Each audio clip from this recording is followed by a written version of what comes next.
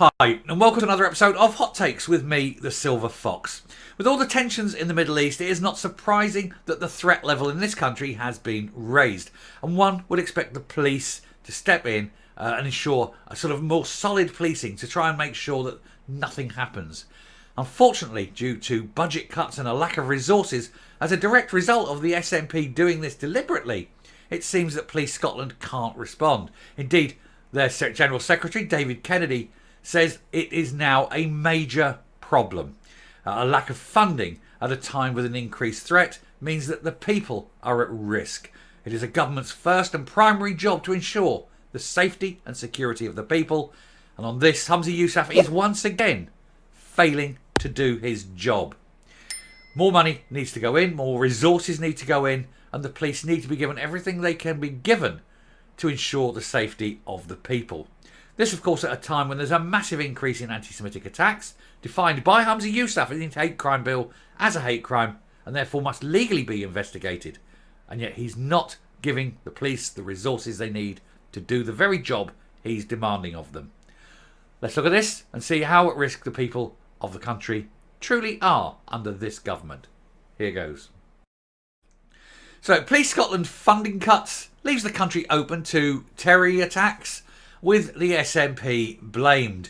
Scottish Police Federation Chief David Kennedy warned that due to vast funding difficulties, which is a polite way of saying the SNP deliberately strangling the budgets of the police because they don't want the police investigating certain people, people who are like Humza Yousaf, shall we say, and they would struggle to do community policing, which helps them root out problems and find potential suspects.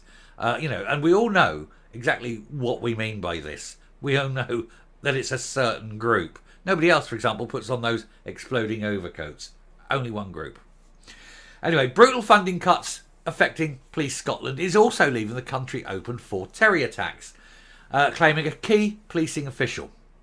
Scottish Police Federation General Secretary David Kennedy claimed that the force no longer has the capacity to keep people safe from tourists. I have to use these terms. YouTube's rules. His stark warning comes at a time where police in the country face tough decisions about how they can be financially sustainable, but also fight crime. Put more money in. Cut the crap, put more money in. Cut the $100 billion a year foreign aid budget and put more money in. Let's have them. And then everyone who comes into this country, as soon as they come in, watch them. And they do one thing out wrong, bang, out they go. And they never come back in. Take their DNA, their fingerprint, facial, the lot. And they never come back in. Treat them and get rid of them.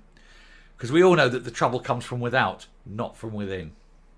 Anyway, it means that some crimes will no longer even be investigated in some parts of the country because of the lowest police levels for 20 years. And those remaining on the beat struggling to carry out the required intelligence gathering and rapid responses needed in communities. It's deliberate. Don't think this is just, accidental because we just haven't put it up. It's deliberate. It's deliberate policy because they have been told. They know and they still do it. Therefore, the decision is made. It's a deliberate policy. Humza Yousaf is deliberately... No, don't forget, he's also the man who said he doesn't want lie detectors in case certain people of a certain persuasion get caught. And I'm going to go another story coming next, also about a certain group, but we'll come back to that as well. Anyway, there have already been unconfirmed reports that a terror attack has been carried out in Britain by a man wanting to avenge the deaths in Gaza. But that is being kept under wraps. Nobody knows about this. Well, they know it happened, but the police aren't saying what happened, where it happened, anything about it. They're keeping very stum. So you've got to wonder how bad it is and why the government have put a D notice on this. They are not letting anyone report what they've done. And that's worrying because you don't know what they've done. You now don't know what the threat is and you don't know how to avoid that threat. Anyway, Mr. Kennedy told the Sunday Mail that the severe funding cuts had left the country open to potentially more attacks. He said, countering the threat of these attacks is all about intelligence and community policing. It is the cornerstone of intelligence gathering. It's about information from members of the public saying someone has moved in here or there or that they've seen some kind of suspicious behaviour. It relies on relationships built up through trust. And that is how these threats are detected. And the problem is we are stripping community policing out of Scotland. It is being eradicated. We increasingly have a reactive force only, and in the event that an incident does happen that requires a rapid response, again, Police Scotland's ability to do so has been hugely depleted. I want to take a step back in time to when Gordon Brown just became Prime Minister. And you remember that there was the potential attack up at, I think it was Glasgow Airport, wasn't it? And a taxi driver got out and kicked this man, this Terry, so hard in the balls that the man kicking him broke his own toe. But it did avert an attack, and so I always laughed at that. How hard did he have to kick him for that? Not hard enough, I'm sure, but break your own toe on his testes? Wow. I bet he thought twice about doing that again. Sitting there with a couple up here. Anyway, he said, Scotland is vast. This is going back to David Kennedy. Scotland is vast with a spread out population, and the simple fact is that it is more and more difficult all the time to ensure sufficient numbers of officers can be at any given location quickly. Quickly enough anyway, to deal with the major incident. He says, for that sort of incident, you need to have spare capacity in the system, and that is what we are increasingly do not have. Anyone who tells you these cuts are not seriously impacting on the ability of Police Scotland to adequately fight this is simply not telling you the truth. Well, it's the SNP. Are we surprised we're not hearing the truth? Of course they're going to lie. It's what they do. And they are cutting the numbers deliberately. So the man, Mr. Humza Yousaf, of a certain persuasion, while Justice Secretary, watched a massive drop in police as First Minister, is not replenishing it, is not putting the money back in. He's wanting a reduced police force so that certain people like him can do whatever they like, can do these attacks because it's furthering an agenda. And I think we need to be made aware and ask Humza Yousaf why. Why, for example, is he cutting police numbers deliberately? Why is he underfunding them deliberately? Why is he against having lie detectors for people of a certain persuasion to be tested before being let out of prison? I think they should be just tested randomly anyway, but that's a different thing. And wait until you see the very next video, because Humza Yousaf is also rejecting another thing. His government are rejecting yet another thing, which would actually increase the safety of people, because that's not his agenda. The safety of the people of Scotland is the last thing that he's thinking about. He's only thinking about another thing. And that's why he wants to bring in so many Guardians, of course, because Scotland's horribly white.